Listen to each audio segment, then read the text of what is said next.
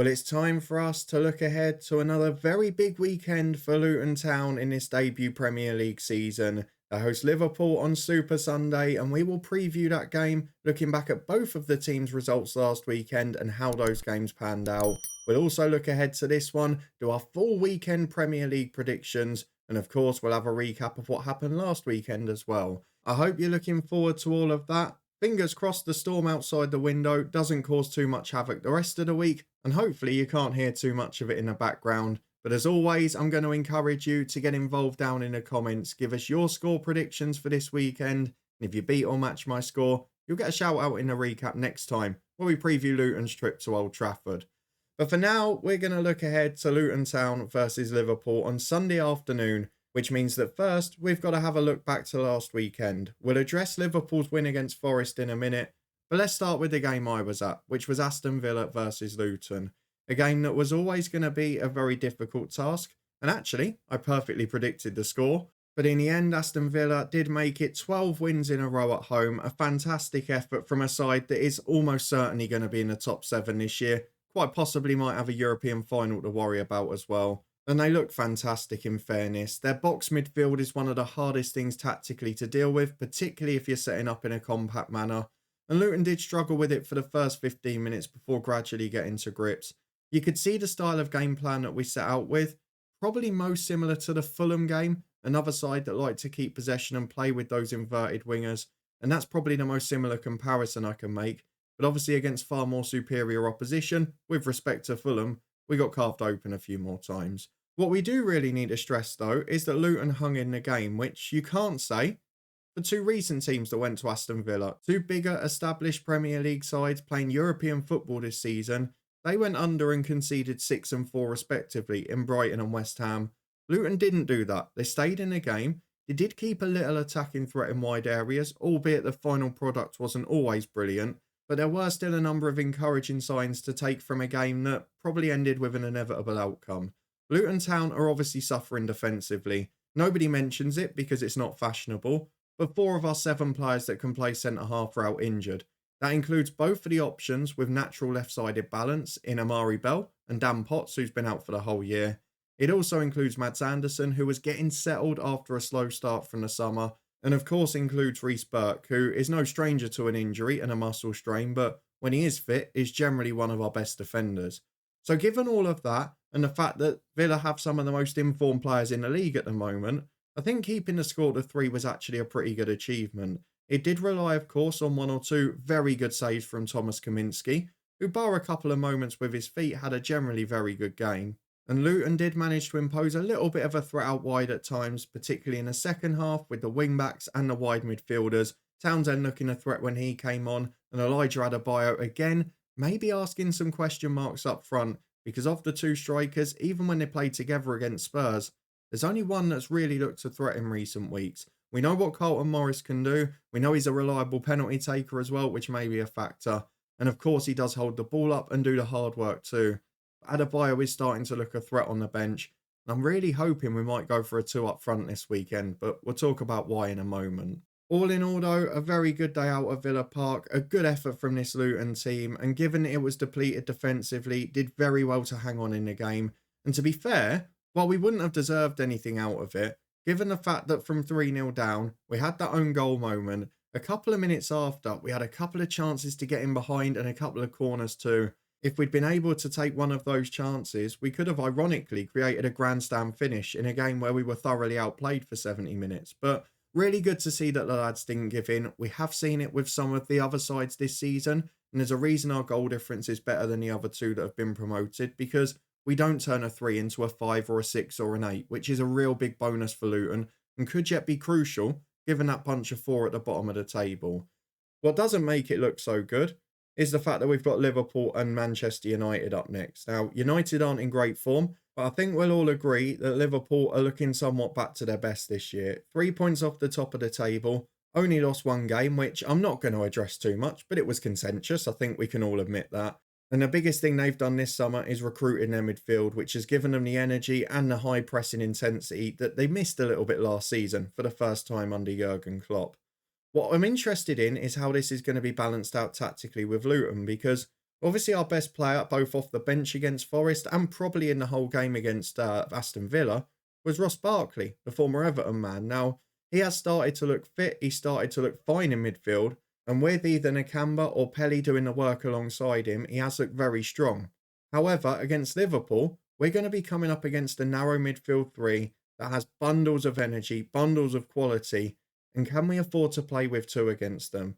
This is why I talk about the tactical style. Are we going to be able to peg them back at wing back because their fullbacks will fly forward? I know Andy Robertson's out, but they've still got high quality there. I've said it a couple of times and Rob Edwards has still gone with the same shape, but I just feel this is a game made more for the 3-5-2 than it is perhaps to play with the wide men on one striker. So I'm interested to see how he sets up tactically, whether maybe Pelly joins Nakamba and Ross Barkley in the middle, whether he's willing to take a gamble and put Adebayo up alongside Morris, because one thing we do know about Liverpool when they fly forward is they do leave that 2-on-2 at the back, which at times does leave them susceptible. I know they've had a little bit more in terms of recovery and intensity from midfield getting back this year, but if Adebayo, particularly of the two, can drift wide and create those chances, which he did famously for us a lot in the Championship and even at Wembley in the playoff final, there could be gaps in areas of the pitch for him to exploit that, particularly where Liverpool's fullbacks would be. So I'm interested to see how Rob Edwards sets up tactically. It's something that I do think will be considered this weekend, but ultimately, given the way we've played in recent weeks, I wouldn't be surprised still if he stuck with what he's doing. The aim, I guess, with two deep midfielders in front of a back five is that you can look after what has been a very depleted defence and potentially stop them coming under quite as much pressure. But for me, I like to see the 3-5-2. Maybe it's just my bias. I like the formation, but I'll be intrigued to see what sets up.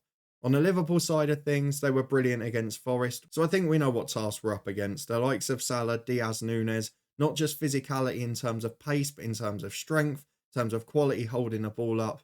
I mean, this has the potential to be a very long day. We saw against Spurs at home that we maybe showed a little bit too much respect early and they could have been 2 or 3 up within 20 minutes. But then after that, we grew into the game. Similar against Villa as well. We did still show signs of silly mistakes, which we've got to be careful of. The first goal, not closing down the edge of the box from a free kick routine quickly enough. Those little things do make the difference in the Premier League. We saw it with the short corner against Spurs as well, didn't we? So those moments of concentration are going to be big. Under the lights, in front of the camera. Of course, the clocks have gone back, so it will be dark by the second half at Kenilworth Road, and hopefully we can put that to our advantage. But ultimately, this is probably one of those games that we're not going to judge our season on, a bit like last weekend. With Bournemouth nicking that win against Burnley, obviously we fall back into the bottom three, and we don't want to get put adrift if other teams get results. But for now, I have to predict a Liverpool win. I actually think the game at Old Trafford next weekend, and I might end up looking ridiculous for this, is a more winnable game, and actually a far more winnable game.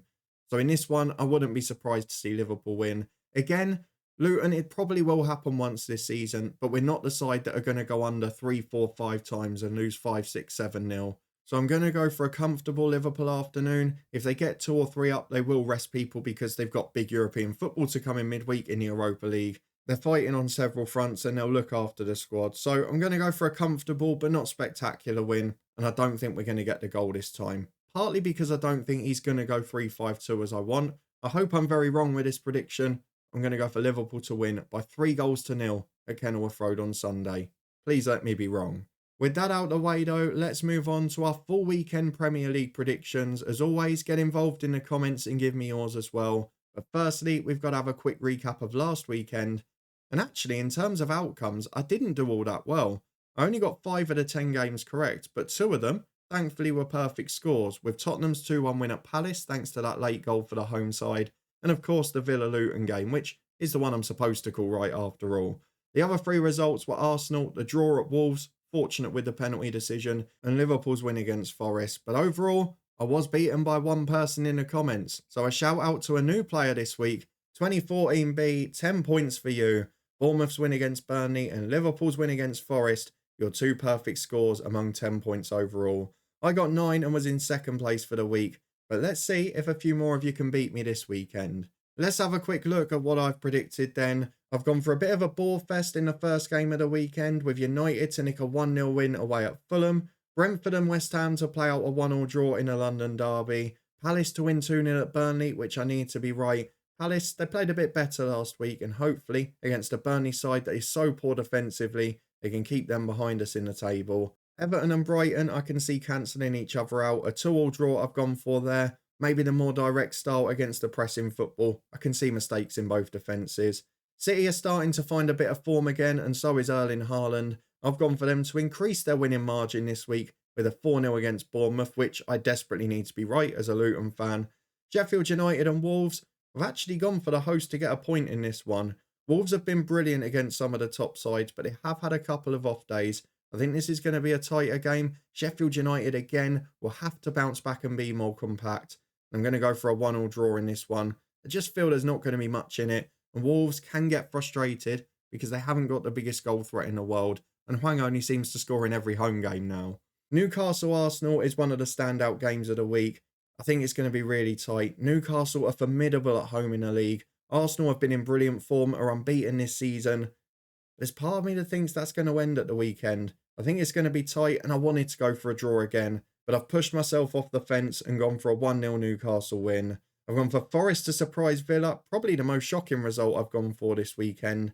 Forest have got to get going at home again as well. Steve Cooper's been under a little bit of pressure, which is ridiculous in the circumstances. And Villa, while they've been magnificent at home, away from home, they do have the odd poor defensive display in them. And I'm just banking on it maybe being this weekend. Liverpool to beat Luton 3-0, we've already talked about. And a thriller on Monday night with Spurs and Chelsea. I've gone for 2 goals apiece because Chelsea, looking better, did play well at times against Brentford despite being frustrated. Tottenham will come out more against them, which suits them on the counter.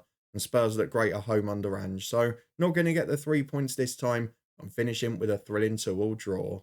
But those are just my predictions for matchday 11. Do you agree or disagree? Let me know in the comments below. Give me your predictions as always, and if you beat me, you will get a shout out in the next recap. We'll be back next weekend with more Premier League predictions as we look ahead to United v Luton at Old Trafford. But before that, the Championship predictions return tomorrow. There's manager specials galore. QPR was the last one on Tuesday. You can find that playlist up in the eye above. If you enjoyed this one, please do chuck a thumbs up on it, subscribe and turn that notification bell on to stay up to date with everything across the channel. And we'll see you back here tomorrow afternoon as the Championship predictions for the weekend arrive. Thanks for watching.